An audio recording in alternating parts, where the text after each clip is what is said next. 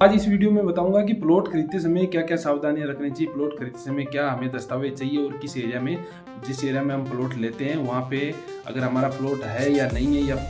Colony वैध है या अवैध है, उसकी जानकारी कैसे हमें पता चले कि ये प्लॉट लीगल है। तो पहले आपको ये बताऊंगा कि वो जो आप जिस जगह पे आप प्लॉट खरीदना चाहते हो या जिस बिल्डर से लेना चाहते हो जिस कॉलोनी में, उसको चेक करने के लिए आप TNCP प्लान होता है, इसमें टाउन कंट्री प्लानिंग एक मैप के आधार पे बनता है कि सरकार द्वारा कि आपका जो कॉलोनी काटा गया है बिल्डर के द्वारा, उसमें सारी फैसिलिटी होनी चाहिए, जैसे सीवरेज होना चाहिए या बच्चों के लिए गार्डन की फैसिलिटी होनी चाहिए, इन साइड में रास्ते 30 फीट से या 40 फीट के बीच में होने चाहिए। ये चीज़ें सारी लागू होती है अच्छी कॉलोनी में, जो लीगल कॉलोनी होती है और उसको गवर्नमेंट अप्रूव करती है। तो वो चीज़ें हमें देखनी है फर्स्ट में, और वो 90A हुई है या नहीं हुई है वो भी हमें चेक करना जरूरी होता है, नहीं तो इन फ्यूचर में हम उसका पट्टा बनाने में परेशानी आएगी, और अगर लोन लेते हैं होम लोन, उसमें भी दिक्कत आती है। तो ये चीज़ें देखने हैं। और जैसे हम 30 बाई 30 का प्लॉट काट के कोई चुनने से लाइनिंग करके छोड़ दिया, वो हम अंधा होके उसको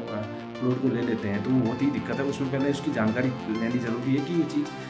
सही है या नहीं है। कहीं ऐसे फर्जी तो नहीं बेच रहा है कोई प्लॉट। कई बार क्या होता है, एक के नाम है दूसरे के नाम कर दिया, या पावलो पटौनी कर दिया, या फिर ऐसे ही कर देते हैं, तो उससे भी फर्जीवाड़ा हो सकता है। तो इन चीज़ों का पूरा ध्यान रखना है। और साथ ही साथ कई बार बिल्डर्स क्या होते हैं कि सस्ते में प्लॉट भी दे देते हैं। उसका रीज़न ये होता है कि कुछ प्लॉट गवर्नमेंट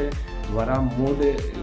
मोडगेज में रखा जाता है कि ये प्लॉट तब तक नहीं बेचोगे जब तक पूरी कॉलोनी का काम अच्छे से नहीं होगा, जो आपने कमिटमेंट किया है उसको आपने कंप्लीट किया है नहीं किया है। जैसे कि आपने गार्डन के लिए जगह छोड़ी है नहीं, या सीवरेज की अच्छी फैसिलिटी दी है नहीं, या रास्ते छोड़े हैं या नहीं, ये चीज़ें चेक करके फिर ही उनको बेचा जाता है। यानी वो सिक्योरिटी में रखती है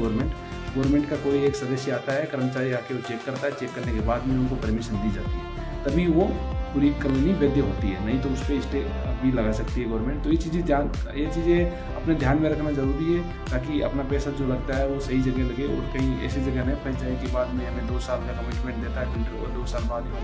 वापस पैसा ही मिले, उसका इंटरेस्ट नहीं मिले, या इंटरेस्ट प्लस पैसा मिले गवर्नमेंट के रूल के हिसाब से, लेकिन वो भी नहीं मिले, और हमें तो प्लॉट चाहिए था, हमें वापस पैसा लौटा देते, वो बहुत ही